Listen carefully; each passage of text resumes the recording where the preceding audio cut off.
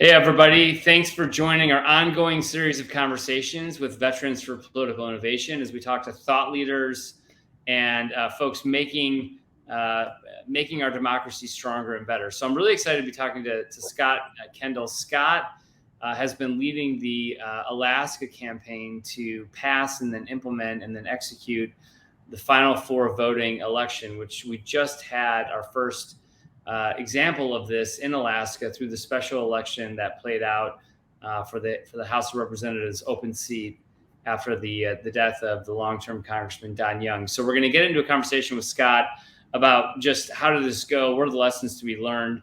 He's been at the sort of the frontier of this for some time.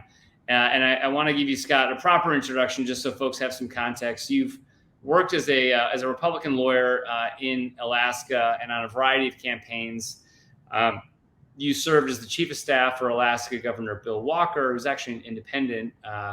You were his chief of staff for several years, and then you've also worked on the campaigns of Governor Walker, Senators Lisa Murkowski, and Senators Dan Sullivan.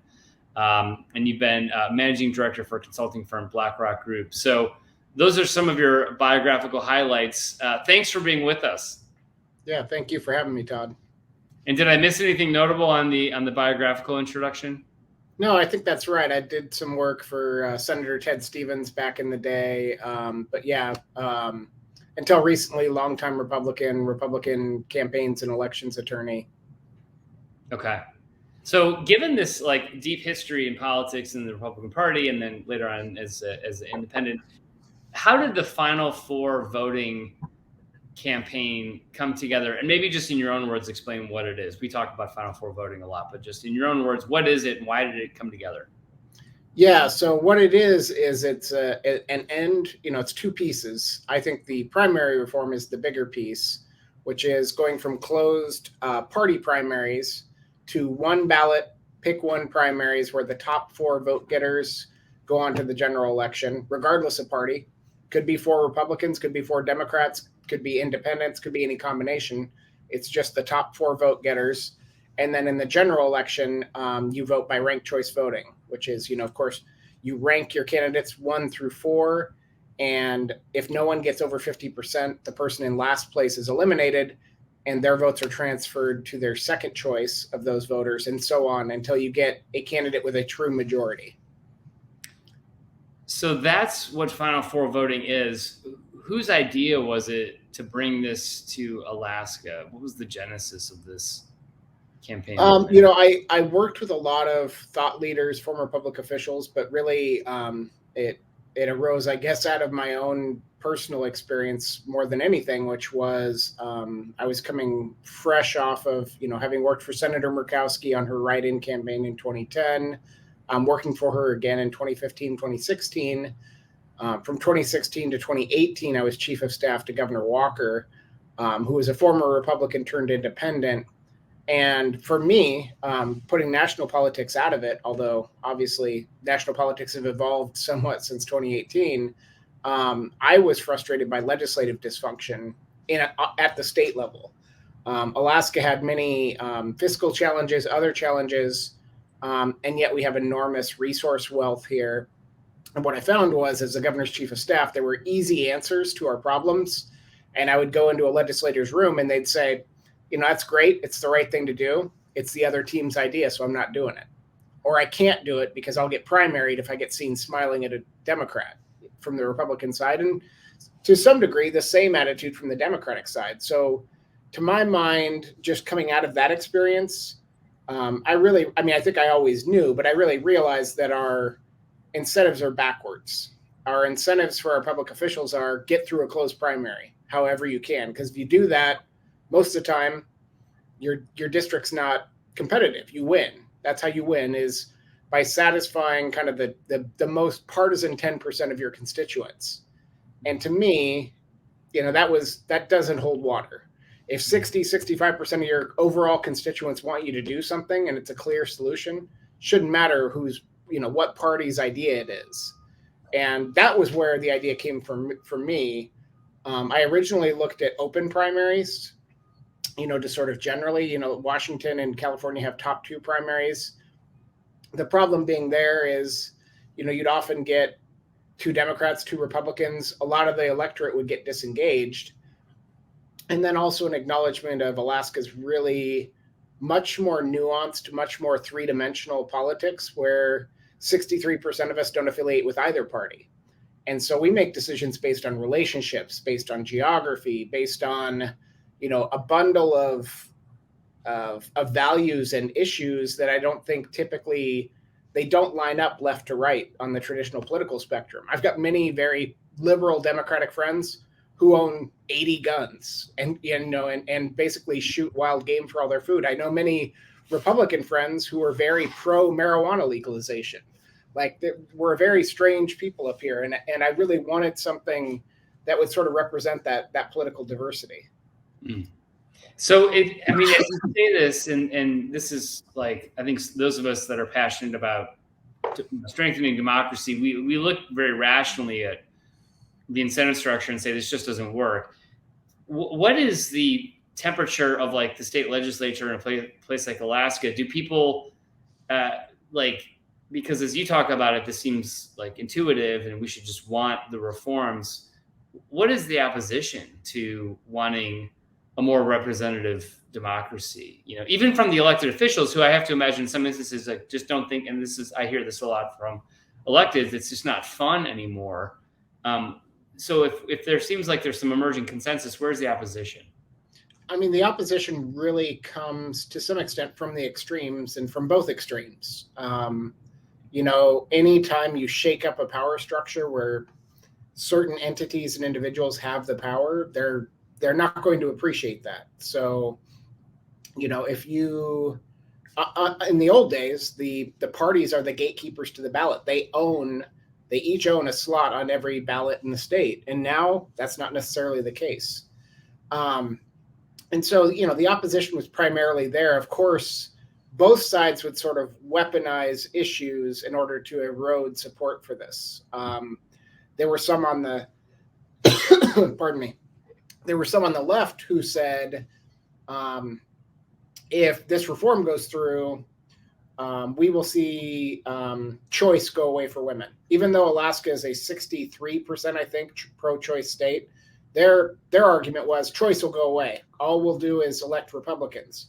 Republicans said this is just a tricky way to elect Democrats.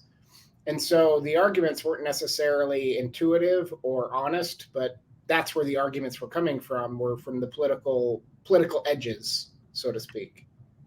So that's the opposition. So you got the ballot initiative presented to the voters, and it passed. Can you talk to us about how you got it passed? And then we'll get into this past election, which was the first road test of this new voting model.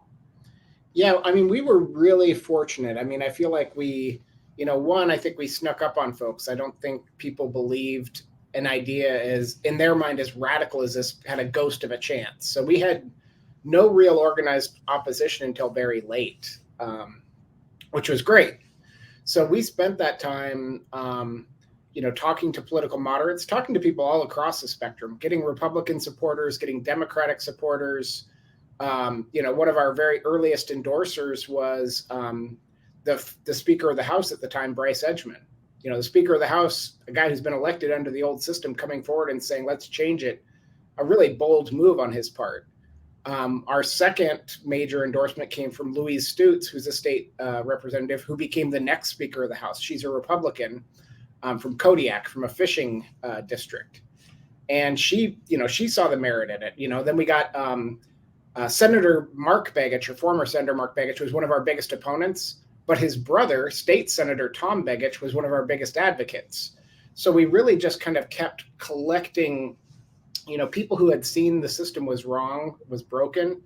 And I will say, really the fulcrum of our success was, and people don't think of Alaska this way, but Alaska is the most diverse state in the country. 25% of the population roughly is Alaska Native. A lot of other minorities. We are 52 to 54% non-white.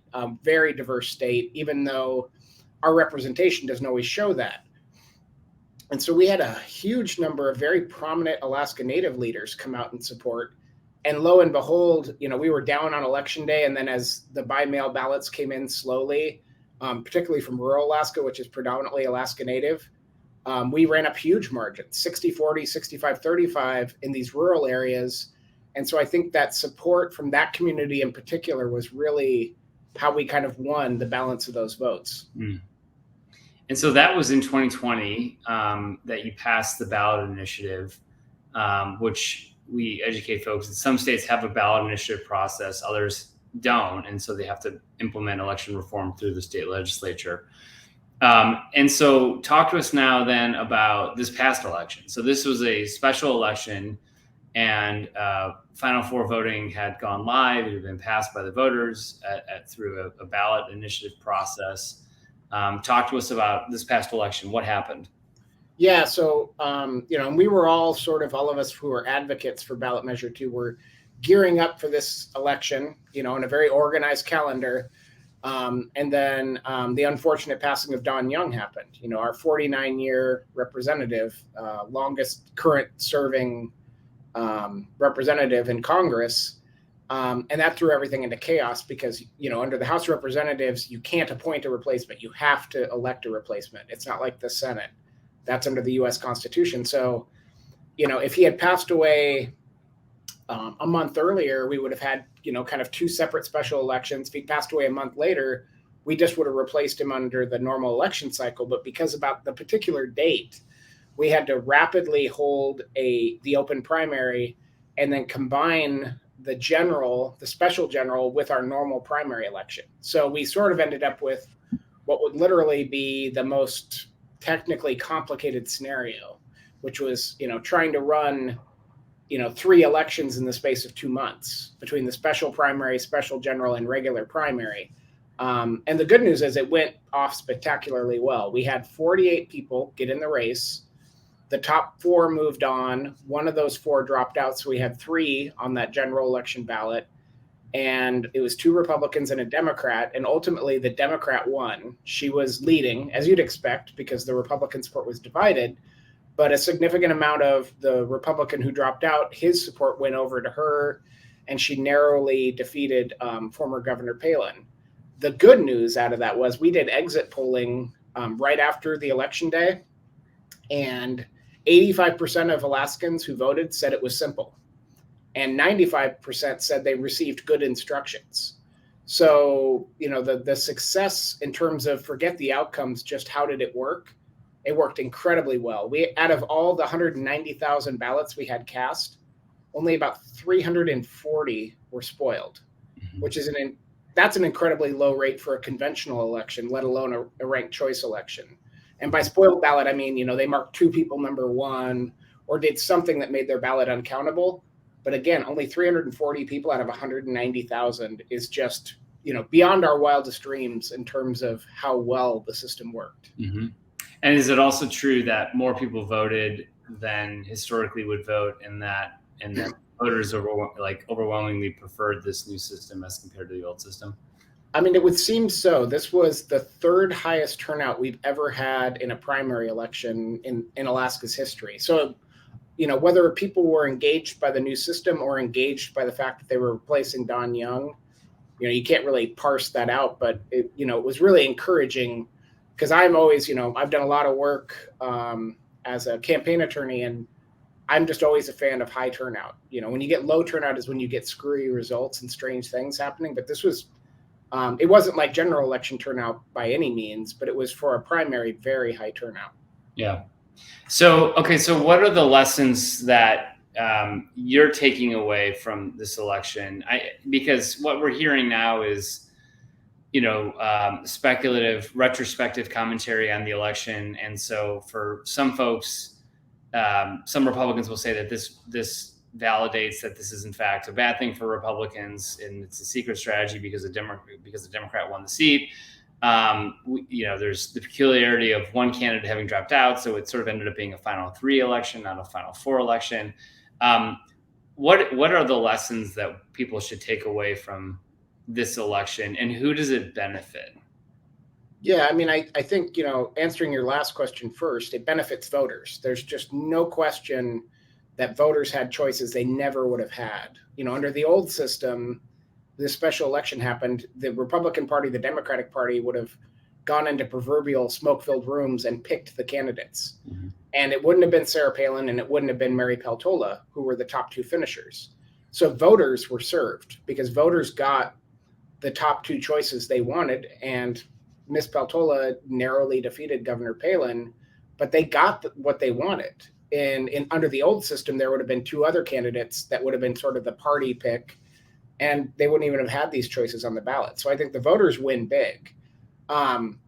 One thing that would be, one thing that could be fixed was, who would have expected a special election? It hasn't happened in 50 years in Alaska. In fact, the last time it happened was when Don Young's predecessor disappeared in a plane crash, and he got elected by special election. So 50 years ago is the last time. We need to tighten up some of the timelines because under the system, if someone drops out, the person in fifth place is supposed to move in to replace them. So you always have at least those four choices. But because of the compressed special election timeline, there wasn't time for someone to drop out and be replaced. So that's like, maybe one minor technical fix that for all I know won't come up again in my lifetime. Mm-hmm. But in large part, the system, really, really worked well, and people were very engaged with it and voted successfully. I think one thing candidates will learn is, and this is, me putting on my opinion hat, Nick Begich in particular, who was the candidate in third place, the Republican, ran a literal clinic on how to have your party lose a ranked choice election, which means he was campaigning completely negatively towards his aligned candidate. He was relentlessly attacking Governor Palin throughout. It should be no big surprise that when he gets eliminated, a good chunk of his supporters either won't rank anyone second or will rank the other person. So, it's not saying you can't distinguish yourself and you can't, differences matter and candidates should distinguish themselves from other candidates. But he ran, his entire campaign was Sarah Palin's a quitter. She's a big fat quitter. That's it. It was not a substance-filled distinction. It was really just a purely negative campaign. And I think it was, like I said, it was a clinic on how to lose such a race. So mm-hmm. I would hope and think that candidates look at that and go, what did I just do? Mm-hmm. And that's what's so interesting about these reforms is it changes the incentive structure for how you actually win. And that's the thing that candidates are learning, right? Is that, and we saw this in New York City and other places where you begin to make these appeals to want to be people's second choices, and this coalition making begins to happen, which is really interesting and productive. Okay. So we have this example of Alaska. There's going to be more elections in Alaska using this system. We'll see what unfolds there. What is your forecast for other states in the national movement? Where do you think this should go next based on what we've seen in Alaska? Well, I know Nevada is looking at it. So it's on the ballot in Nevada, which is exciting. And they actually have to pass it twice, kind of an odd quirk of their constitution because it's a constitutional amendment. So they have to pass it this year and then pass it the following election, and then they get the system. I know there are folks in Idaho looking at it, Missouri, North Dakota, I believe. I think I actually struggle to think of a state who wouldn't, whose election processes wouldn't be improved by this. Mm-hmm. Because even if it's a relatively moderate state, this isn't going to make it worse. This isn't going to change things. But I do think places where you get really disruptive, extreme outcomes, I think like Alaska is a good breeding ground for it. So I would look for other sort of asymmetrical states like that. Mm-hmm. Ranked choice voting was proposed, I know, in Massachusetts the same year it was in Alaska, and they failed. But Massachusetts, by all accounts, it's a Democratic state with a popular, moderate Republican governor. Their legislature functions well.